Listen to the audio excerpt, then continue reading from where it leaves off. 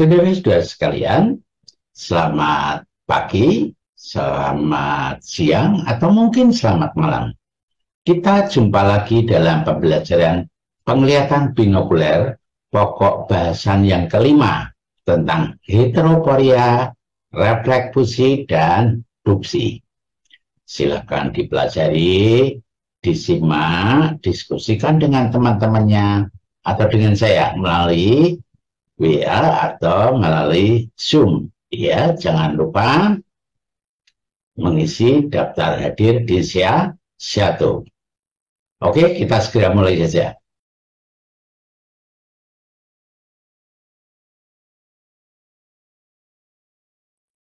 Apa sebenarnya yang dimaksud dengan heteroporia? Atau orang nyebut sebagai strabismus laten. Heteroporia merupakan penyimpangan sumbu penglihatan yang tersembunyi. Pada posisi aktif, kedudukan bola mata heteroporia menyerupai kedudukan bola mata ortoporia, artinya normal, jadi matanya tidak nampak juling. Tetapi pada posisi pasif, kedudukan bola mata heteroporia ini akan menyerupai kedudukan bola mata heterotropia atau mata yang juling.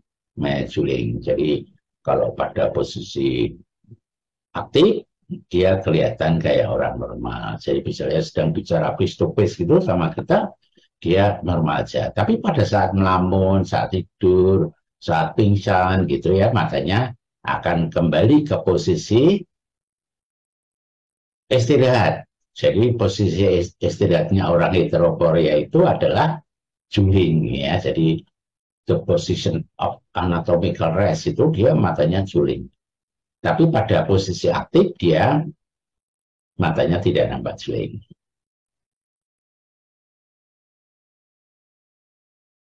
Saudara-saudara sekalian, heteroporia dapat terjadi oleh beberapa macam sebab, antara lain oleh karena kelainan anatomi baik yang berkaitan dengan orientasi, ukuran dan bentuk orbita, ukuran dan bentuk bola mata, serta viskositas dari jaringan retrobubar. Hal itu juga dapat terjadi oleh karena kelainan pada otot-otot ekstrinsik bola mata, baik yang berkaitan dengan insersi, perbedaan panjang, elastisitas, dan struktur. Jadi itulah faktor penyebab dari heteroporia. Pada posisi pasif, heteroporia dapat diklasifikasikan sebagai berikut. Ini yang pertama ini adalah hipoporia, di mana mata yang kanan ini juling ke bawah, ya, namanya hipoporia. Kemudian yang ini adalah hiperporia, di mana salah satu matanya juling ke atas dan mata yang lainnya ada lurus ke depan. Dan yang ini adalah gambaran dari exoporia, di mana mata yang kanan ini juling ke arah temporal, sedangkan yang mata yang kiri adalah lurus ke depan. Dan ini adalah gambaran dari mata exoporia, di mana mata yang kanan ini juling ke dalam ke arah nasal atau dekat hidung ya. Kemudian yang kiri lurus ke depan. Itu sementara klasifikasi dari heteroporia seperti itu ya. Oke. Kita lanjutkan pada slide berikut. Jadi tadi telah disampaikan bahwa posisi pasif matanya juling seperti gambar yang atas itu ya. Tapi pada posisi aktif, dia mulai melihat suatu objek dengan kedua matanya, sedang berbicara dengan kita misalnya, itu matanya nampak lurus, yang tadinya juling nampak lurus. Perubahan kedudukan bola mata dari posisi pasif ke posisi aktif sebagai akibat munculnya refleks fusi. Ya. Oke, kita lihat apa itu refleks fusi. Jadi refleks fusi adalah gerak refleks yang ditimbulkan oleh rangsangan otak. Dalam hal ini adalah sensor hipofusi. untuk menyatukan sensasi penglihatan yang terpisah menjadi satu penglihatan binuklear yang tunggal dengan memerintahkan beberapa otot ekstrinsik bola mata untuk berkontraksi. Hal itu dimaksudkan agar bayangan objek yang ada di masing-masing retina dapat jatuh pada titik korespondensi yang sama. Itulah refleksi. Saudara-saudara sekalian, coba perhatikan gambar satu ini. Jadi ini mata heteroporia sedang melihat satu objek, ya.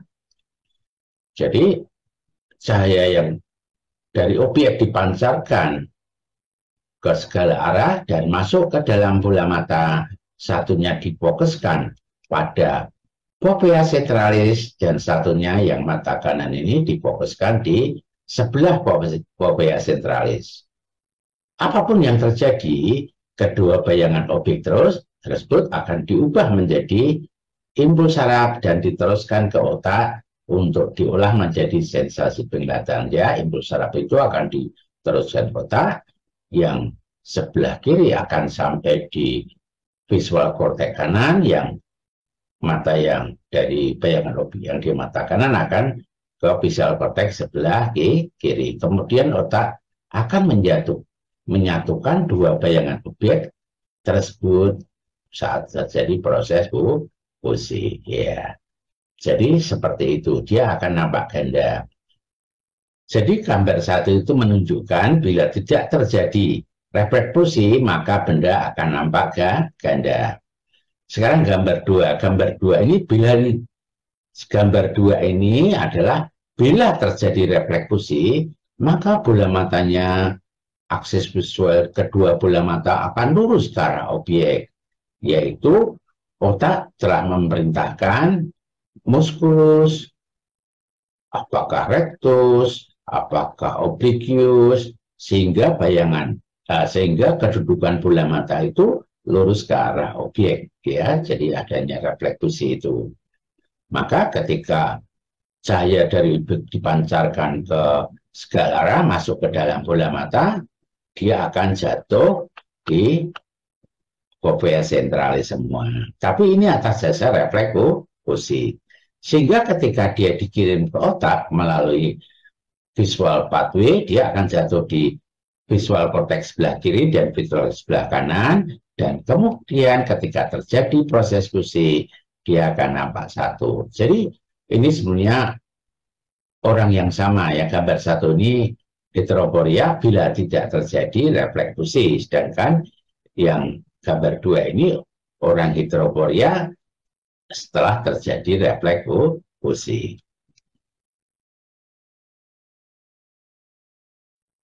Berkat adanya refleks fusi, penderita heteroporia masih dapat mempertahankan penglihatan binoklernya yang tunggal dan stereoskopis. Jadi dia kalau diuji buat produk tes, jadi mata kanan dipasang filter merah, mata kanan dipasang filter hijau, yang kiri filter merah atau sebaliknya, dan dia disuruh melihat 4 titik dari Pak Watts, maka dia akan nampak ada 4 titik, 1 merah, 1 kuning, 2 hijau. Ya.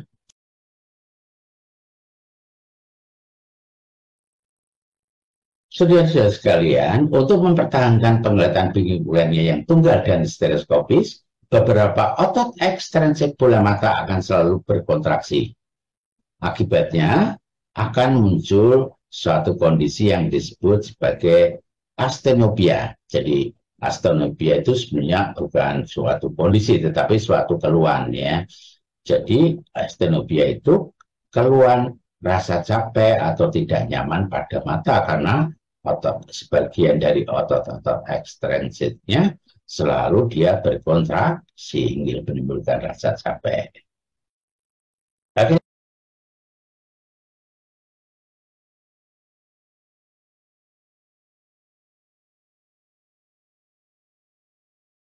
Sebagai pembanding, pertama-tama kita akan belajar mengenal ciri-ciri mata ortoporia, ya. Jika mata ortoporia ini salah satu matanya ditutup dan tutupnya dibuka, tidak akan ada duksi atau gerakan satu mata. Kita coba lihat ini. Iya, ditutup tidak ada gerakan. Dibuka pun juga tidak ada. Bagaimana kalau ditutup mata yang sebelahnya? Sama, tidak ada gerakan. Dibuka pun tidak ada gerakan. Oke, kita lihat. Ini adalah mata eksoporia dalam posisi aktif. Ya, jadi sedang bicara dengan kita atau sedang melihat suatu objek. Ya. Jadi jika ditutup salah satu matanya akan menimbulkan reaksi. Misalnya kita tutup yang kanan, apa yang kiri dulu, ya atau sebaliknya. Tapi pada saat tutup dibuka, ada duksi yang bergerak dari temporal ke arah sentral. Coba kita perhatikan, ketika matanya ditutup, maka mata yang ditutup itu, bola matanya bergeser ke arah temporal. Ketika dibuka, kembali lagi ke tengah. Ya. Coba kalau yang ditutup mata yang kiri. Kita tutup, dia bergeser ke arah temporal. Ketika dibuka, dia kembali seperti semula. Itulah mata eksoporia. Ya. Kita perhatikan gambar berikut. Ini adalah mata eksoporia. Jadi, bila ditutup atau saat bila ditutup maka menimbulkan reaksi. Tapi saat tutup dibuka, dia akan kembali ke semula, posisi semula. Ya. Jadi ada duksi. Jadi waktu tutup dibuka ada duksi yang bergerak dari nasal ke arah sentral. Coba kita tutup. Iya. Nah, ini geser ke nasal. Tapi waktu dibuka geser ke tengah lagi. Coba kalau mata yang kiri yang ditutup, dia bergeser ke arah nasal. Tapi waktu dibuka, kembali seperti semula. Itulah mata eksoporia. Oke, slide berikutnya. Ini adalah gambaran dari mata hiperporia saat itu sedang posisi aktif. Ya. Jadi ketika ditutup, dia matanya akan bergeser. Tapi saat saat tutupnya dibuka, ada duksi yang bergerak dari arah superior ke arah sentral. Begitupun juga pada mata yang kiri. Ya, oke kita lihat dulu. Ditutup, spiral ya. Ini kalau dibuka dia ada gerakan dari superior ke sentral. Begitupun juga pada mata kirinya. Ketika tutup dibuka, dia ada gerakan dari arah superior ke arah sentral. Nah, itulah yang disebut hiperporia. Oke, kita lanjutkan ke slide berikutnya. Nah, contoh ini adalah mata hipoporia, ya, dalam posisi aktif. Ketika salah satu matanya ditutup, dia akan bereaksi. Begitupun juga mata kirinya. Jika saat tutup dibuka ada duksi bergerak dari arah inferior ke arah sentral, berarti dia hipoporia. Ya, kita perhatikan, tutup dulu, dia turun ke bawah, kemudian waktu dibuka ada gerakan dari inferior ke arah sentral. Begitupun juga dengan mata yang kiri, turun ke bawah, pada saat dibuka ada gerakan dari arah inferior ke arah sentral. Itulah hipoporia.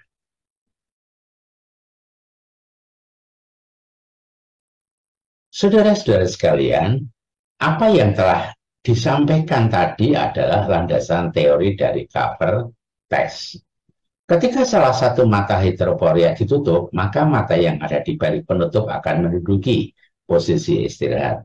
Artinya, semua otot ekstrinsik bola mata tidak ada yang kontraksi dan bola mata bergulir ke suatu arah. Posisi itu dikenal sebagai posisi istirahat dari mata heteroporia, dikenal sebagai the position of anatomical rest. Ya. the position of anatomical rest. Ketika penutup dibuka, bola mata akan bergulir kembali ke arah sentral, dan gerakan satu bola mata itu disebut sebagai duksi. Dalam hal ini, duksi merupakan manifestasi dari refleks pose. Ya. Tetapi bagaimana implementasi kliniknya? Kita lihat slide berikut ini. Ya.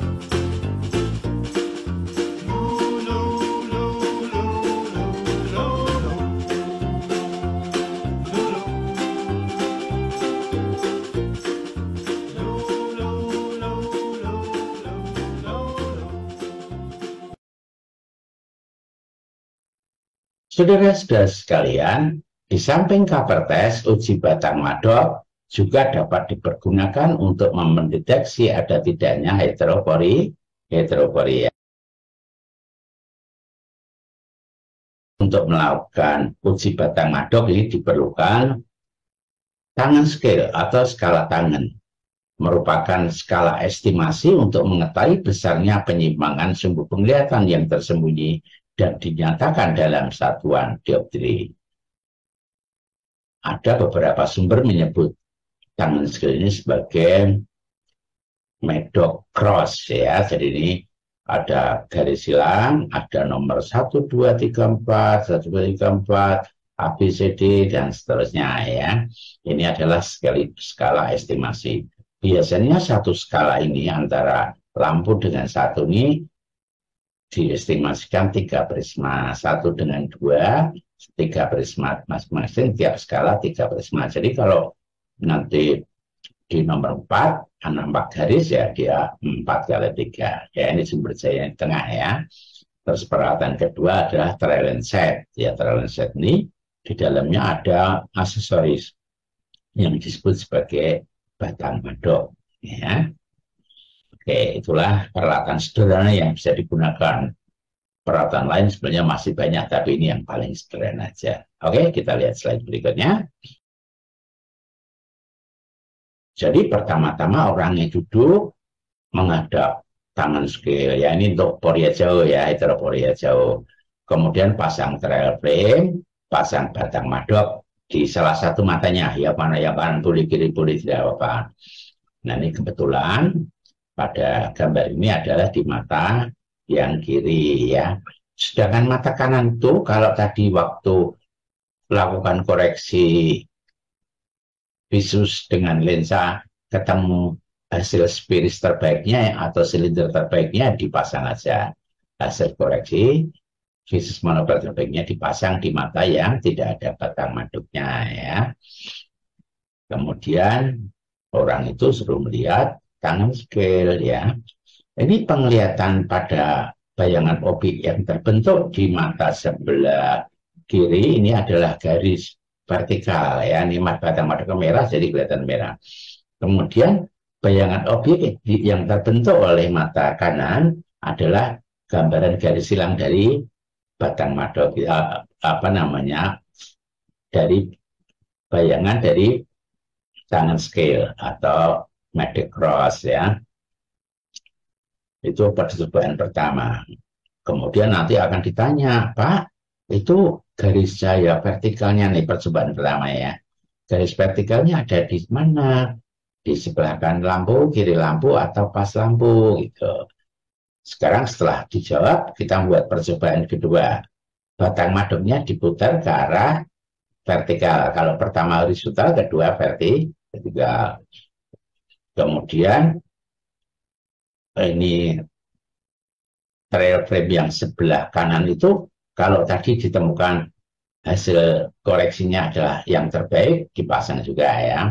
Sama ini percobaan kedua ditanya, Pak, garis cahaya horizontal itu ada di atas lampu, tepat lampu, apa di bawah lampu? Ya tergantung respon pasien ya jawabannya ya.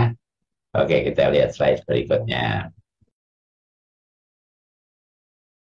Jadi ini pada percobaan pertama ini kita tanya, Pak, itu garis cahaya vertikalnya ada di tepat lampu, apa kanan lampu, apa kiri lampu? Kemungkinan dia akan menjawab, oh pas lampu, oke.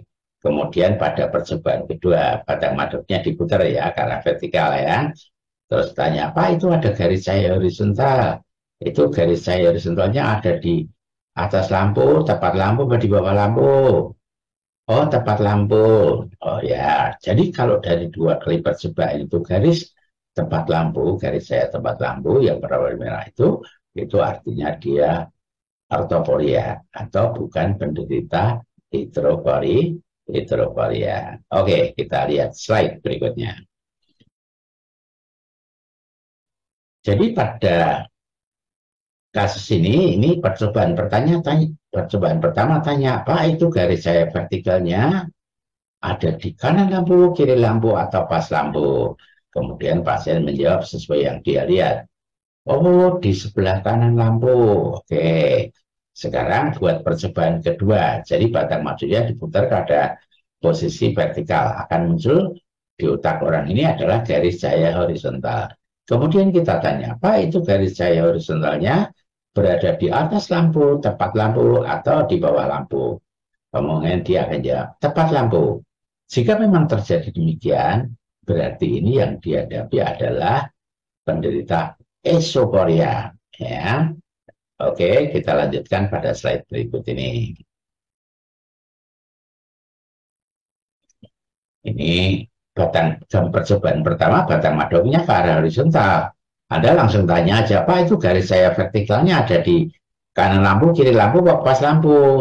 Mungkin dia menjawab, oh di sebelah kiri lampu. Oke, buat percobaan kedua dengan memutar batang madok ke arah vertikal. Sehingga yang muncul di otak adalah garis cahaya horizontal.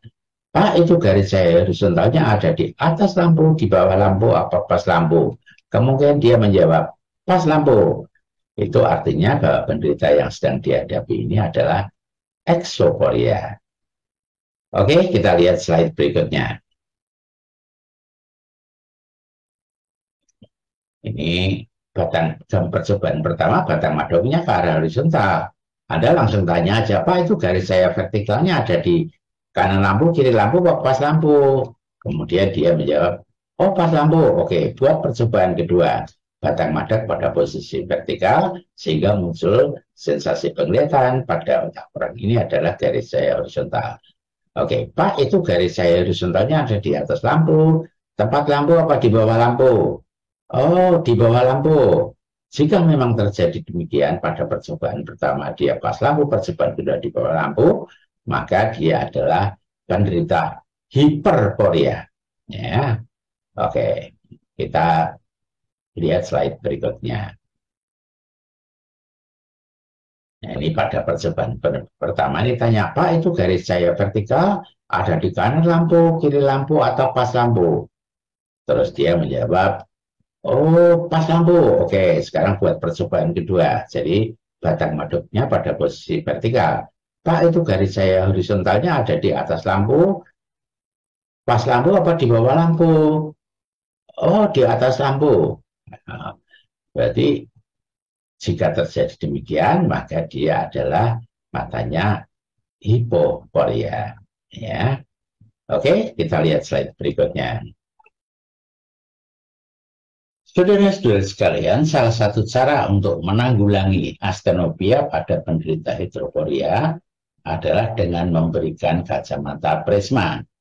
Tentu saja hal itu dengan diawali dengan koreksi heteroporia dengan prisma. Di sini saya akan memberikan beberapa link yang Anda dapat membuka untuk mengetahui bagaimana caranya melakukan koreksi heteroporia dengan prisma. Coba perhatikan link-link di bawah ini.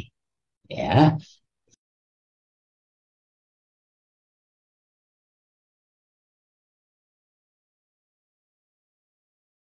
Saudara-saudara sekalian, demikian yang dapat saya sampaikan pembelajaran binocular vision yang kelima hari ini. Ya, silakan dipelajari, disimak, diskusikan dengan teman-temannya atau dengan saya melalui WA atau Zoom. Oke, kita jumpa lagi minggu depan. Ya, oke, sampai ketemu lagi.